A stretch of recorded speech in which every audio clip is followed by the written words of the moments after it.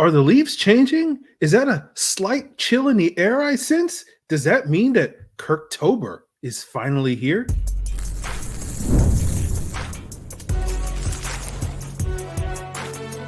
You are Locked On NFL Crossover, part of the Locked On Podcast Network. Your team every day. Welcome, everyone, to a Crossover Thursday presented by Prize Picks. All you got to do is download the app and use code LOCKEDONNFL, and you can win $50 instantly when you play $5. So if you don't know me, I'm your very humble host, Aaron Freeman of Locked On Falcons, joined by the illustrious James Yarcho of Locked On Bucs. And of course, we are talking here about a crossover Thursday, which means the Falcons and Bucs will be facing each other on Thursday night football. And we thank each and every one of you that is an everydayer of each of our podcasts that makes it your first listen each and every day. And if you want to become a illustrious everydayer, all you have to do is subscribe or follow for free on YouTube or wherever you listen to podcasts. So James and I will be previewing this week 5 matchup between the Falcons and Bucs. We'll be talking keys to victory, score predictions, and we'll be talking the biggest stories and key matchups for each of these teams. We'll get to the Falcons a little bit later in today's episode, but we got to start with the Tampa Bay Buccaneers. James, I am a very gracious host, and I will allow you as the away team to have the floor first and talk about some of the big stories in Tampa Bay. But I got to imagine one of those involves Baker Mayfield, who's off to a very hot start. I thought he looked really good watching that Philadelphia Eagles game, maybe the best I've seen Baker Mayfield play in several years at this point, at least based off my eyes. Obviously, I haven't watched as much Baker these last couple of years as you have, but, you know, can Baker sort of keep this momentum going on the road this Thursday in Atlanta? Yeah, that's the big question, right? Baker's been absolutely outstanding in 3 of the Bucs' 4 games this season, and his stat line from last week in their win over the Eagles was good, but it would have been far more impressive if it wasn't for a brutal stretch of drops by Buccaneers receivers, which included one in the end zone. But without Luke Goedeke on the offensive line, which he has already been ruled out for this game, the offensive line has been a little bit shaky, and they're going to be without their 3rd and 4th receivers in this one. Jalen McMillan is still dealing with a hamstring injury. Trey Palmer suffered a concussion against the Eagles. So it's going to be Mike Evans, Chris Godwin, Sterling Shepard, Cade Otton, and then the running backs. Now, Otton had 4 total targets in the first 2 weeks combined, but he has 17 over the last 2 games, 13 receptions, 99 yards, 6 of those receptions resulting in first down. So it took a little while for Cade Otton to get going last year, but he's a viable, trusted target for Baker Mayfield, especially against Atlanta. I'm sure many Falcons fans remember the game-winning touchdown that he had in Atlanta. And over the 2 games, he had 7 receptions for 59 yards in that touchdown. They're going to use him, and they're going to use him quite a bit this week with all the injuries to the receiver group. But look, Baker Mayfield has been fantastic. I'm not sure how many people would have had Baker Mayfield as an MVP candidate through the first month of the season on their bingo card, but he's completing over 70% of his passes. He's 6th in the NFL in yards, 2nd in touchdowns, which means that he's trailing only Sam Darnold. So let's collectively, as Bucs and Falcons fans, laugh at the expense of the Carolina Panthers because they had both of those guys on their roster at the same time and opted for Bryce Young, which is working out oh so well.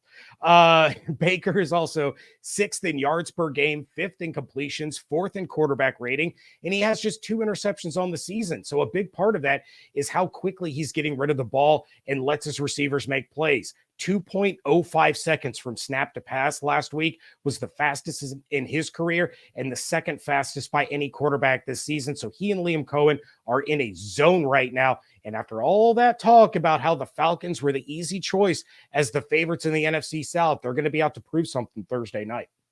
Absolutely, James. Absolutely. I knew at some point that conversation would get revisited from that NFC South preview. Definitely worth your watch if anybody missed that episode. A lot of topics discussed in that one. But yeah, you know, there's a part of me that is jealous looking at how the Bucs have been able to get Cade Otton going these last couple of weeks, because that's been a talking point here on Locked On Falcons about Kyle Pitts and sort of getting him involved in the offense. But it does look like this Bucs offense is sort of meshing very well. Obviously, Baker Mayfield having that familiarity with Liam Cohen, working with him in LA a couple of years ago. And then, yeah, it is pretty funny to see that arguably the two best quarterbacks in the NFL are Sam Darnold and Baker Mayfield with the Carolina Panthers. And, didn't look anything like that a couple of years ago in Carolina. So, other people are benefiting from Carolina's woes, including Tampa Bay. But, flipping the script to the other side of the ball with this Bucs defense, what is the biggest story for them heading into this matchup? The big question and the big story is, can this defense keep up the pressure that they showed last week? So Jalen Hurts was pressured on almost 29% of his dropbacks last week, and the Bucs sacked him 6 times, one of which was a sack fumble by Lavonte David. The Falcons are 0-2 this season when Kirk Cousins is pressured more than 20% of his dropbacks. Against the Steelers and Chiefs, Cousins was pressured at 32.1 and 41.9 of his dropbacks. Against the Eagles and Saints, 16.1 and 13.9. He was sacked twice in each of the losses, once in each of the wins. So I don't think it's a coincidence that when Cousins is pressured at that rate, the Falcons have been losing. And I don't think it's a coincidence that his average depth of target in the 2 losses were 7.5 yards or lower. And in the 2 wins, it was 9 yards or higher. So the Bucs have to dial up the pressure without Kalijah Kancey and Antoine Winfield Jr. and now Servassier Dennis, who's headed to injured reserve. It's going to be a little bit more difficult. Vita Vea being there is huge for the pass rushers around him because of all the attention he garners. And if he isn't getting double teamed, as well as I do, he's going to be the one that ends up in the backfield getting a sack. We saw it against the Eagles. And then Jalen Hurts is, of course, far more mobile than Kirk Cousins. I don't think that's an insult to Cousins. I think that's just the difference in the type of athletes that they are. So if you get pressure on Kirk early and then keep it up throughout the game, that has been the recipe for beating this Falcons offense. The question is, for the Bucs, where does it come from? Yaya Diaby finally got a sack last week. Chris Braswell, the 2nd-round pick out of Alabama, has been getting more involved each and every week. Anthony Nelson had a strong week, but Lavonte David is the key. The game he had against Philly is exactly what he has to do against Atlanta. Contain Bijan Robinson at the line of scrimmage, and then pick your spots to get into the backfield and knock Kirk Cousins around. Barkley last week, 10 carries for 84 yards, but one of those carries went for 59 yards. So that left 9 carries for 25 yards the rest of the day. That was done in large part because of the play of Lavonte David. So what Lavonte was able to do was take the ball out of the hands of the Eagles' best offensive player. The exact same thing has to happen in this one. Take the ball out of the hands of Bijan Robinson, and it could be the difference in what I think is going to end up being a really, really close game. Yeah, I think this is going to be the big challenge for the Falcons offense, right? If I'm Todd Bowles and I'm looking at talking about Kirk Cousins' lack of mobility, he's not going to be able to make plays with his legs when that pressure comes. He's going to have to make it, with his mind and obviously with Kirk Cousins' experience, he should be poised to do that.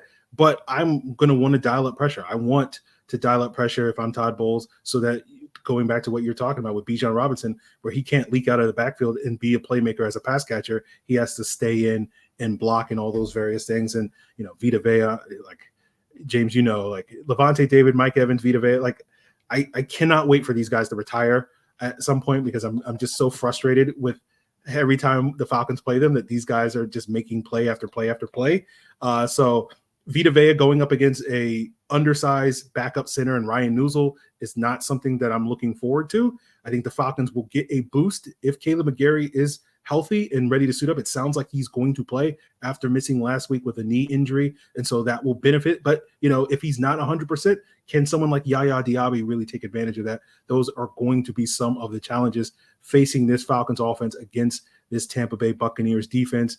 We know that Todd Bowles, can cook up some things when it comes to the defense. And so we'll see if the Falcons and Zach Robinson are up for the challenge. But the Falcons may get a boost from just the calendar shifting into fall, because we're going to talk about Kirktober when we talk about the biggest stories for the Atlanta Falcons as we continue today's Crossover Thursday. So, guys, it is time to get back in the stadium or arena. And for me, like, I want to get back in the stadium. I'm always looking for the cheapest seats with a good view of the action. And Game Time is the place to go, right? They're going to take the guesswork out of buying tickets, whether it's for sports, football, comedy, music, theater, whatever event is near you. And again, the Game Time is perfect for me because I can just toggle on their all-in prices, means I'm not going to worry about getting slapped with hidden fees at checkout when I look in the app. And also I get those panoramic seat views, so I know exactly what I'm getting when I buy those tickets. So it is the perfect app for me to buy whatever tickets to events that I'm looking to go to, whether they're sports games, comedy, music, and theater, and then they can be the perfect app for you. All you have to do is download the Game Time app, create an account, and use code LOCKEDONNFL, and you'll get $20 off your first purchase. Terms apply. Again, create an account and redeem code LOCKEDONNFL. That's LOCKEDONNFL for $20 off. Download Game Time today. What time is it? Game Time. So continuing today's crossover Thursday with myself, Aaron Freeman of Locked On Falcons, James Yarcho of Locked On Bucs, and we're turning our attention to the Atlanta Falcons.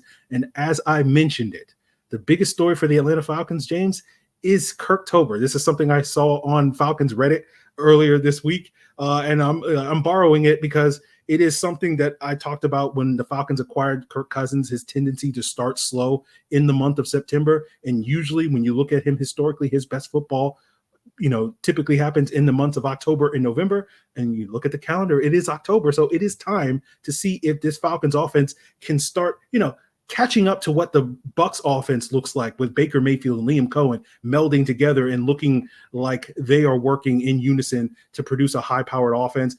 We're hoping to see that from the Atlanta Falcons. That's kind of the big story of the week for their offense. And of course, getting a boost on that offensive line if Kaleb McGary is going to return in this matchup. So I think this is going to be an opportunity for the Falcons to start building towards the expectations that you mentioned, where they're the clear-cut favorite to win the NFC South. They have not looked like that team. It is still the Bucs division to lose at this point in time, but the Falcons have a golden opportunity on Thursday Night Football to sort of make up ground by getting a win against this Bucs team. And I think if we can get sort of typical October Kirk Cousins, where he sort of knocks off the rust, right, coming off an Achilles injury, playing a brand new offense, typical slow start in September, no preseason, all that stuff is now out of the way. We have 4 games in. Can we get the best version of Kirk Cousins moving forward, start living up to that $180 million contract that the Falcons gave him this offseason, and being the guy that can look like a borderline top 10 quarterback in this league? So, Kirktober is where we're at this point, James.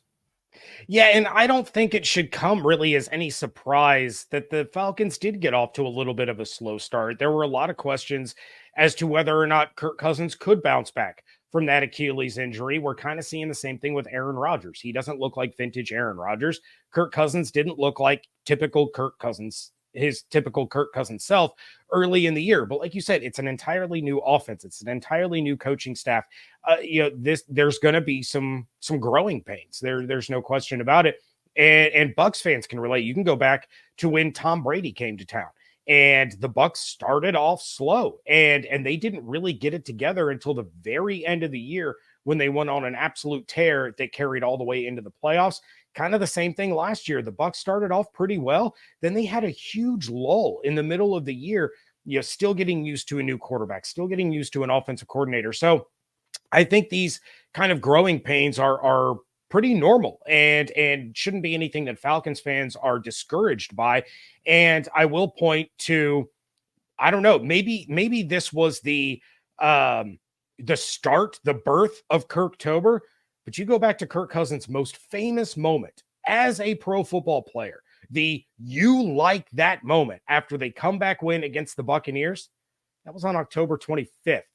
And so that's, I don't know, Bucs against Kirk Cousins in October. That could be a little scary. Yeah, we'll see. Kirk Cousins is 4-1, I believe, in home games on Thursday Night Football.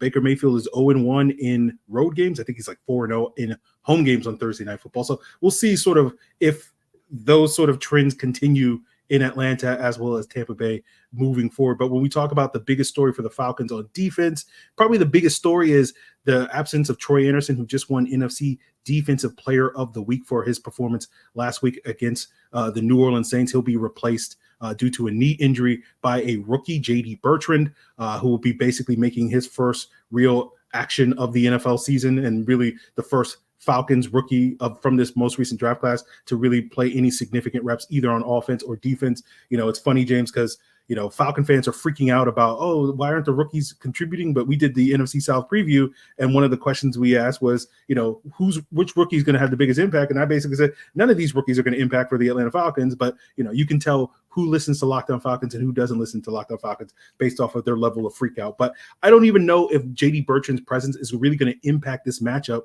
in that much of a major way, because my expectation is something that you saw in the Saints game after Troy Andersen's knee injury was that the Falcons would use their penny fronts, which is their 5-1 nickel defense, where they would only have one linebacker on the field, and that was Caden Ellis. And so I do not think we're going to see a ton of J.D. Bertrand playing 100% of the snaps next to Caden Ellis as that replacement for Troy Andersen. He'll probably be a significant part of their base defense, but when they go nickel, I don't know if we're going to see J.D. Bertrand out there every single snap. So that's why I don't necessarily think his presence is going to really impact this matchup. For me, the bigger story from a matchup standpoint that's going to impact this game is, can the Falcons defensive line, similar to what we're talking about with the Bucs being able to pressure in this game, can the Falcons get pressure on Baker Mayfield and make him look like, some of the numbers that you talked about with Kirk Cousins and some of the struggles that the Falcons have? And I think this is an opportunity going up against some of the concerns that you're expressing with this Bucs offensive line. I think there are some matchups that I think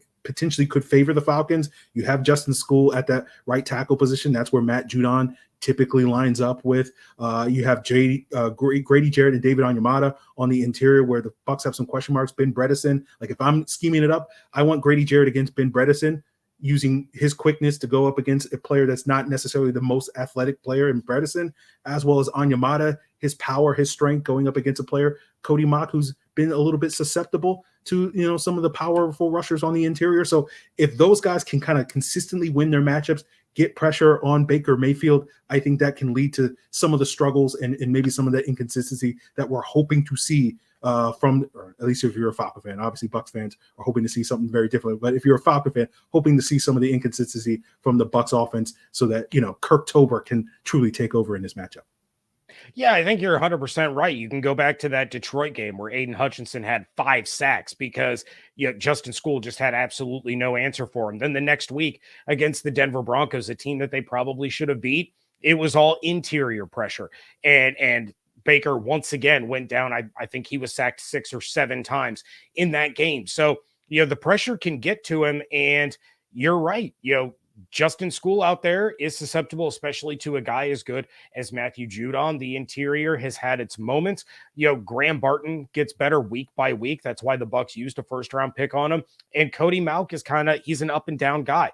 There's really no other way to put it. He has some absolutely great games, and he has some absolutely terrible games. So it's going to be really interesting, again, to see if Liam Cohen has kind of learned from what they saw against Detroit, what they saw against Denver, and how to scheme up a little bit of extra time for Baker Mayfield. On the flip side, Baker is probably the best quarterback in the NFC South at escaping pressure and turning nothing into something, whether it's with his legs or keeping his eyes downfield. But it's crucial that the Bucs at least give him enough time to be able to get through his first or second read and get the ball out of his hands quickly, just like they did against the Philadelphia Eagles, who have a good pass rush in their own right. So he was getting the ball out of his hands in 2 seconds. That's going to be really interesting to see how that chess match works. Between the Bucs offense and the Falcons defense. Are they just calling these really quick passes for Baker Mayfield to start chipping away at the defense and move the ball down the field quickly, toss in a run or two? But that was the approach against the Eagles. Get the ball out of his hands, get it into the hands of Mike Evans and Chris Godwin and Rashad White and Cade Otton, and let them do work in open space. Well, if I'm making my choice, I'd much rather see them get the ball out quickly to Mike Evans, because historically Mike Evans is good for at least 140-yard touchdown against the Atlanta Falcons.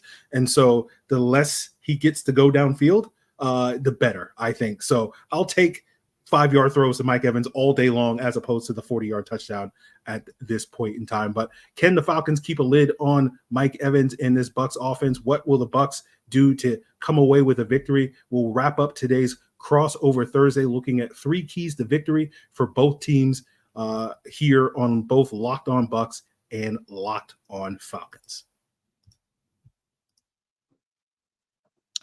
NFL fans, start your season with a big return on FanDuel, America's #1 sportsbook.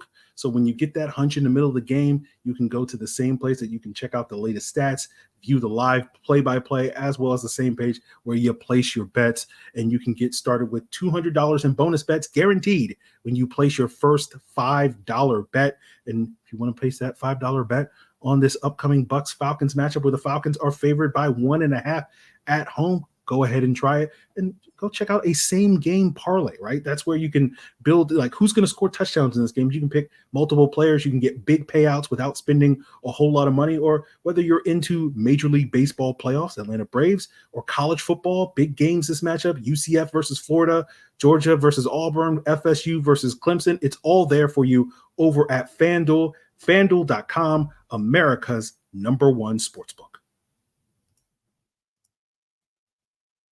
Aaron Freeman of Locked On Falcons with James Yarcho of Locked On Bucs on this crossover Thursday presented by PrizePicks.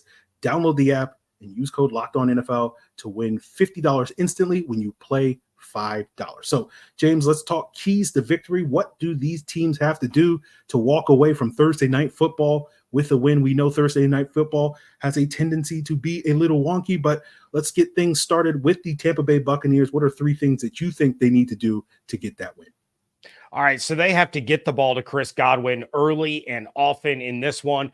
Force Atlanta to be one-dimensional so that the Bucs defense can tee off on Kirk Cousins. And I realize it's cliche, but it's cliche for a reason. Win the turnover battle. So getting Chris Godwin involved early in the game. He has the 3rd most receptions in the league, the 2nd most first downs. All but 6 of his receptions have resulted in a first down this season, and half of those receptions are touchdowns, which brings me to my next point. He's tied for the most receiving touchdowns in the league, and he has the most yards after catch by any receiver in the league and the 2nd most of any player. So Godwin is the engine that drives this offense. And when you get him involved early and force the defense to adjust, you open things up like 40-yard touchdown passes for Mike Evans. Though the reverse can also be true. You saw Mike Evans get involved really early in that Eagles game, and then the defense adjusts, and it leaves Godwin with one-on-one advantages over the middle, which is where Baker has done so much damage to defenses this season. Once Godwin gets going, the rest of the offense feeds off of it. Atlanta has some absolutely phenomenal weapons on the defensive side of the ball, but no one that's going to be able to handle Chris Godwin one-on-one in the slot. No team has been able to do it yet this year. I don't expect that to start Thursday night. So Baker has to take advantage of that from the jump and open things up for the rest of the playmakers. And then forcing Atlanta to be one-dimensional. I talked about it earlier about getting the pressure on Cousins. When he's pressured on 20% or more of his dropbacks, the Falcons have lost. Taking the ball out of the hands of their best player is what the Bucs did to Philadelphia last week. They have to do it to Atlanta this week. The faster you get Bijan Robinson's carries out of Atlanta's game plan, the better. Once the defense can pin their ears back and go full throttle after Kirk Cousins, they can rattle him and get takeaways. We saw it last year when the Bucs were in Minnesota facing Kirk Cousins. He's not the most mobile threat that the Bucs have faced this year, and that's who they've really had trouble with. And then finally, winning the turnover battle. It's the simplest thing. We talk about it all the time to the point that we almost ignore it because it's so obvious, but the Bucs have lost the turnover battle one time this season, and they lost the game. When the Falcons have won their turnover battle, they've won the game. So on the road, you cannot give the home team any free chances, especially with weapons like Kyle Pitts, like Bijan Robinson, like Drake London. An early turnover for the Buccaneers defense could be huge to really allow them to dictate the pace of play, jump out to an early lead like they did with Philadelphia, and then it goes back to the previous point of being able to tee off on Kirk Cousins. If they can jump out to a quick 2-score lead, then all of a sudden those carries for Bijan Robinson are going to dwindle and the pass rush could pin their ears back and go after Kirk. Yeah, great points there. A lot of things in there that I think will definitely benefit the Bucs if they can achieve. And similar issues for the Falcons in terms of their keys to victory. For me, number one is get off to a fast start. Number two is pressure the quarterback. And then number three, kind of related to your turnover, don't do any weird Thursday night stuff. Just play a clean game. Don't have any of that weird Thursday night stuff that tends to happen on the short week where teams just don't necessarily look prepared. And so, talking about that fast start, the one game that the Bucs lost was a game in which Denver got off to a very fast start that kind of forced the Bucs to not necessarily want to play the game that they wanted to play. And so if the Falcons can, get that opening drive down the field, score points, get a 7-0 lead, keep the pressure on Tampa Bay, and allow the Falcons to be able to incorporate all of their weapons, their passing game, their running game, their offense to be on schedule. And then, of course, going back to the point we made about pressuring the quarterback. Yes, you're right. When you said Baker Mayfield's the most mobile quarterback in the NFC South, I was like, is that true? And it's like, yes, looking around the NFC South, that is definitely true at this point in time with Kirk Cousins, Derek Carr, and, the corpse of Andy Dalton at this point in time. And I probably will eat those words next week when the Falcons play the Panthers. 100%. But we'll see on that front. But I do think if you can get pressure on Baker Mayfield and really, because, again, going back to what you're talking about with Chris Godwin and Mike Evans, guys at the Falcons, we have the Falcons secondary is very good, but I don't love those matchups. They have historically struggled against Mike Evans. Chris Godwin is on a tear this year when he wasn't necessarily on a tear last year. And so if both of those guys are doing their usual things, that's going to be a problem for the Falcons secondary. Their best, way to solve that problem is by getting pressure on the quarterback so that takes more pressure off of your secondary. And of course, the third thing, again, just don't do weird stuff. A lot of that is just playing clean football. Don't turn the ball over. Don't give the Tampa Bay Buccaneers any opportunities on those turnovers. Get a couple of special teams play. The Falcons had a special teams touchdown as well as some great kicking from Younghoe Koo last week. Didn't something happened weird in the Eagles game on special teams, right? There was a muffed punt by one of the blockers was shoved into the returner. The ball hit him, and the Bucs recovered, and it led to a touchdown. Yes. So that's the weird stuff that, I want the weird stuff to happen to Tampa Bay and not the weird stuff to happen to the Atlanta Falcons. So we'll see if the Falcons can take care of business. But James, we'll wrap up here with maybe a score prediction. You got one for me in this matchup? I do. And Thursday night games, like you said, they're weird. They're always weird. And for Locked On Falcons listeners, like the Locked On Bucs listeners know that I've been on this hill that I'm willing to die on for like the last 5 years, that if the NFL actually cared about player safety, there would be no Thursday night football. It's generally a terrible product. It's short weeks, but I think the division rival aspect adds a little bit of juice to this one. I think the players are going to be a little bit more up for it than most Thursday night matchups. That said, it's probably still going to be ugly, boring football. And I think this one is going to come down to whoever has the ball last kicking a field goal. Unfortunately for the Falcons, I think that team that has the ball last is going to be the Buccaneers. Chase McLaughlin is going to nail one. I'm going to take the Bucs to upset the Falcons in Atlanta 23-20. I think that I'm on a similar track as you. And I would imagine if this game was being played on Sunday, I would probably pick the Bucs. I think they have played a better brand of football. But as you mentioned, Thursday nights are a little weird. Kirk Cousins has generally been good on Thursdays at home, and we'll see if the Falcons. So I'm going to pick the Falcons, even though I don't necessarily know, if you played this game 10 times, the Falcons would come away with the win the majority of those times. But again, it's a weird Thursday night game. So I'm going to go with a weird score, like 26-23 Falcons in this one. So guys, that is going to do it for us here on Crossover Thursday. Make sure you continue to make Locked On Falcons and Locked On Bucs your first listen. We will be back, of course, after this game to give you the lowdown on whatever weird stuff happens in this Thursday night matchups. So continue to subscribe and follow for free on YouTube or wherever you listen to podcasts so you can get the latest episode as soon as it is available. So thank you for making this crossover Thursday, your first listen. Now for your second listen, go check out the Locked On NFL show with 2 shows every day. First, the Madman Tyler Rowland kick you off in the morning with a double shot of NFL espresso, and then stop by the barbershop with Tony Wiggins for some real NFL talk. Find Locked On NFL on YouTube or wherever you listen to podcasts. It is all part of the Locked On Podcast Network, your team every day.